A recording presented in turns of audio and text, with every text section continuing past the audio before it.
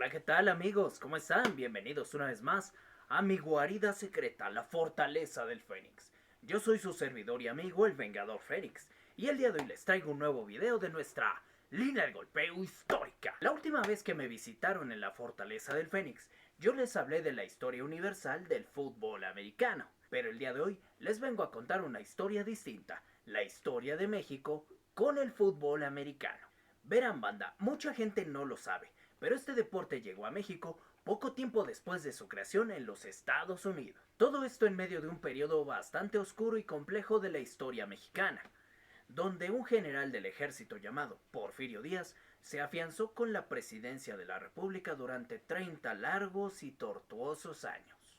Por lo mismo a este periodo histórico le llamamos Porfiriato. Como en toda buena dictadura, Porfirio Díaz designaba quién gobernaba y en dónde, y fue así como Teodoro Dehesa Sr. se hizo gobernador del estado de Veracruz. Como todo buen aristócrata, Teodoro Dehesa Sr. le procuró a sus hijos la mejor educación.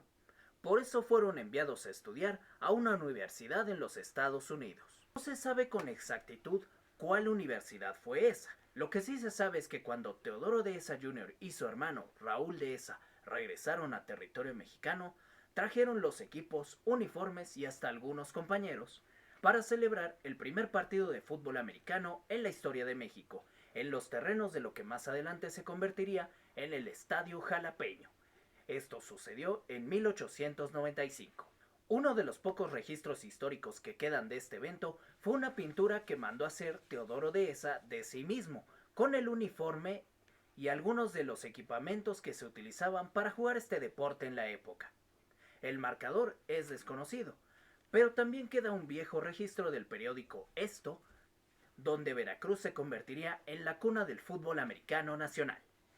En 1910 estallaría la Revolución Mexicana, cuyo objetivo original era derrocar a Porfirio Díaz y instaurar un poder más democrático en nuestro país. Esta guerra civil dejaría al país completamente devastado. El fútbol americano no comenzaría a dar sus primeros pasos formales sino hasta 1920, poco después de que concluyera el conflicto armado, cuando nacieron los primeros clubes que practicaban este deporte de manera independiente. El más recordado de ellos es el Club Deportivo Nacional, también el Deportivo Venustiano Carranza, entre otros. En 1929 nacería la primera liga de fútbol americano de nuestro país. En ese entonces se llamaba Primera Fuerza, liga que evolucionaría hasta convertirse en lo que hoy conocemos como la Liga Mayor. La liga celebró sus partidos de manera irregular hasta 1929, cuando se organizó el primer campeonato nacional, del cual el primer campeón fue uno de los tantos equipos independientes de la época, conocido como el Centro Atlético Mexicano. En 1931 nació el primer equipo universitario, equipo que mantendría su hegemonía durante 12 años. Hablamos del equipo de la Universidad Nacional Autónoma de México.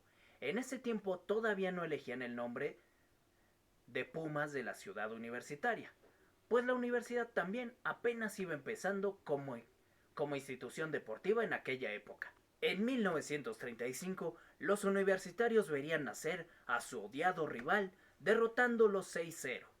Hablamos del Instituto Politécnico Nacional, que en ese tiempo tampoco se hacían llamar burros blancos, simplemente usaban las siglas de la institución. Y en 1942, cuando los odiados rivales tomarían sus nombres definitivos: Pumas de Ciudad Universitaria y Burros Blancos del Instituto Politécnico Nacional, naciendo así desde luego el legendario Clásico Nacional del fútbol estudiantil.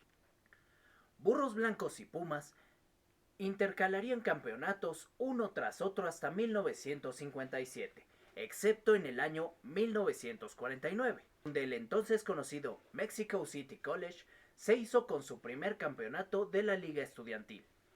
A esta escuela actualmente se le conoce como la Universidad de las Américas Puebla. Y en 1945 nacerían dos rivales más para estas grandes instituciones universitarias: los auténticos Tigres de la Universidad Autónoma de Nuevo León y los Borregos del TEC de Monterrey, campus de la misma ciudad, naciendo así también el Clásico Regiomontano. Conforme los años pasaron, los equipos universitarios hicieron poco a poco a un lado aquellos equipos que pasaron a convertirse en practicantes amateurs de esta disciplina. En 1952 nació uno de los recintos deportivos más queridos por los mexicanos. Hablamos del Estadio Olímpico Universitario. Para inaugurarlo se celebró el clásico Poli-UNAM, donde los politécnicos fueron derrotados por los universitarios por un marcador de 20 puntos contra 19. El partido se celebró ante 90,000 asistentes, la mayor cantidad de asistentes que se habían presentado en un partido de fútbol americano, al menos hasta esa fecha. En 1958, Burros Blancos y Pumas UNAM habían crecido demasiado, por lo que tuvieron que dividirse en diferentes selecciones que disputarían el campeonato estudiantil de la época. A pesar de todas estas divisiones y diversos equipos que se formaron, la UNAM mantuvo su hegemonía como el mejor equipo universitario hasta 1967. 1968 es un año bastante oscuro en la historia del fútbol americano nacional, y yo diría que de todo el deporte en general. Durante esa época estalló un movimiento estudiantil, principalmente en las instituciones de educación superior, más aún en el Instituto Politécnico Nacional y en la Universidad Nacional Autónoma de México.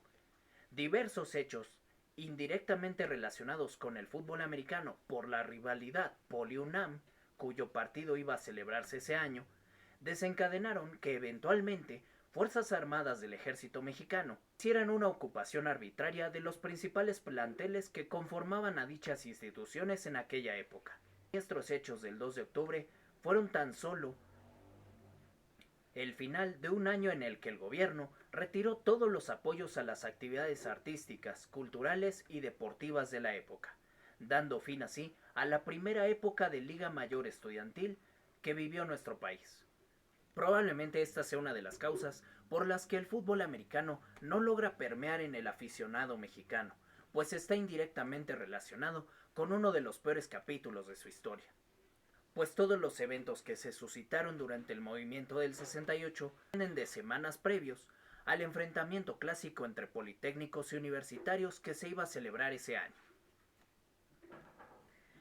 En 1969 finalmente volvió el fútbol americano, como nació la Liga Nacional Colegial, primera organización estudiantil que buscaba que todas las universidades compitieran en un solo torneo por igual.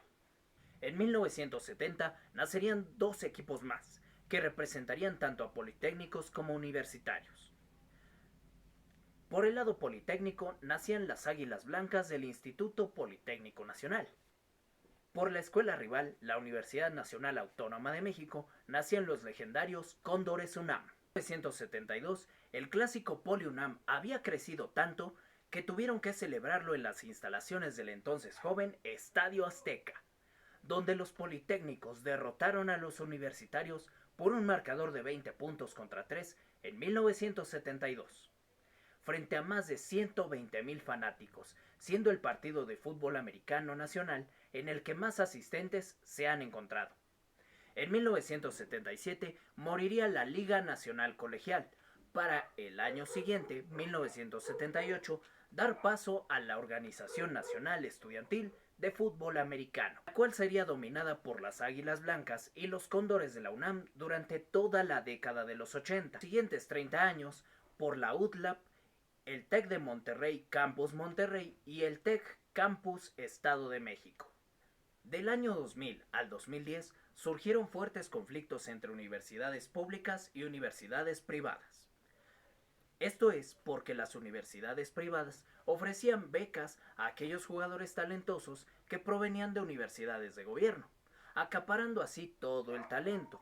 De hecho, esa fue la causa por la que la UTLAP y el TEC de Monterrey Campus Monterrey y Estado de México acapararon campeonatos una y otra vez durante tantos años, pues se llevaban a los mejores jugadores de Poli, UNAM, Chapingo, entre otras universidades, para representar a sus propios equipos, de manera que el talento quedó sumamente desequilibrado por mucho tiempo. Eventualmente en 2010 se dio el divorcio entre las universidades públicas y privadas, naciendo la CONADEP, Comisión Nacional del Deporte de Instituciones Privadas, formando su propia liga donde solo competían las universidades de paga. A todo esto seguramente se preguntan, pero Vengador Fénix, ¿qué tenía de especial? ¿Qué tiene de especial jugar para una universidad privada? Bueno, no sé en otros países, pero aquí en México el mercado laboral le da más peso a un chico con currículum de universidad privada que a uno que egresa de una universidad de gobierno. Sin mencionar que muchas universidades privadas ofrecen movilidad internacional y mejores instalaciones a sus propios estudiantes. De que muchas de ellas tienen convenios con empresas donde puedes quedar bastante bien colocado. 15. Muchos jóvenes se despedían del fútbol americano terminando su educación superior. Es decir, para ellos el sueño terminaba en la fiesta de graduación. Al menos hasta 2016. Año en el que nace la primera liga de fútbol americano profesional de nuestro país. Al menos de manera formal, la LFA. Liga de Fútbol Americano Profesional de México, que actualmente se divide en dos conferencias, la Conferencia Norte y la Conferencia Centro. La LFA en ese tiempo estaba compuesta de 4 equipos únicamente, Mayas, Condors, Eagles y Raptors. Sin embargo, pero así como llegaban equipos, surgían diferentes problemas, seguros médicos, salarios nada claros y términos de trabajo un tanto opacos para los jugadores, provocaron diferentes conflictos. Los conflictos dentro de LFA llegaron a un punto en el que fueron irreconciliables, por lo que un grupo de franquiciatarios se salió de la liga, formando así su propia liga independiente, pero que también tenía las intenciones de ser una liga profesional, la Liga FAM, Fútbol Americano de México, que eventualmente consiguió el patrocinio de la empresa Jocks. Deudos a inversionistas y jugadores, los conflictos de intereses y de paso la pandemia pasaron a afectar por completo a la Liga de la FAM, que solo celebró 3 campeonatos. La Liga de la FAM inició actividades con 5 equipos inicialmente, de los cuales algunos de ellos migraron a LFA eventualmente. Y de hecho, este año, varios de los equipos que estuvieron con FAM ahora competirán en la LFA. Como último dato importante, la Federación Mexicana de Fútbol Americano se fundó en 1997. Su primer presidente estuvo en ese puesto hasta su muerte, donde tomó posesión César Barrera. Parte de la selección mexicana de fútbol americano ha participado en casi todas las ediciones del Mundial de Fútbol Americano categoría senior, donde no ha dado un mal papel, aunque ha sido derrotada por otros países como Estados Unidos, Canadá y Japón, siempre ha quedado en los primeros lugares. De hecho, casi siempre queda en el medallero de esta disciplina. Pues bueno amigos, básicamente esa es a grandes rasgos la historia del fútbol americano en México, y espero que les haya gustado. Y los espero en mi próximo video para volver a formarnos en una nueva línea de golpeo. Yo soy el Vengador Fénix y nos vemos la próxima.